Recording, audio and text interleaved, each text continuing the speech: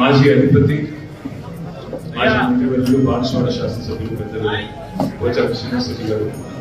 గౌరవనీయులు మాజీ మంత్రివర్యులు పెద్దలు శ్రీమతి సత్యనారాయణ గారు, మహేశ్వరం శాసనసభ్యులు గౌరవనీయులైన మాజీ మంత్రివర్యులు పెద్దలు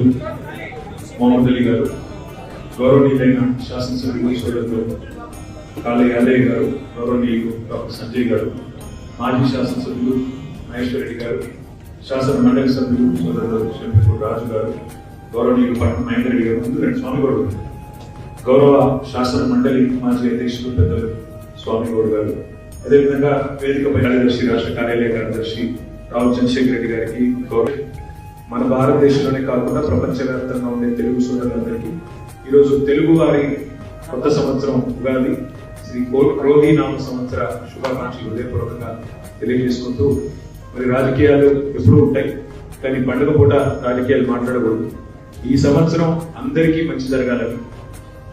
మొత్తంగా శాంతి సామరస్యాలతో ఎలాంటి మత కల్లోలాలు కానీ ఎలాంటి అనవసరపు బాధలు కానీ ప్రజలకు కలగకుండా, ముఖ్యంగా వ్యవసాయం బాగుండాలి అంటే వర్షాలు బాగా కురవాలి, వ్యవసాయం బాగుండాలి అంటే కాలం బాగా జరగాలి.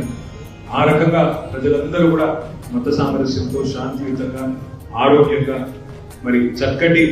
వాతావరణ అనుకూల పరిస్థితులు కూడా రావాలని మనస్ఫూర్తిగా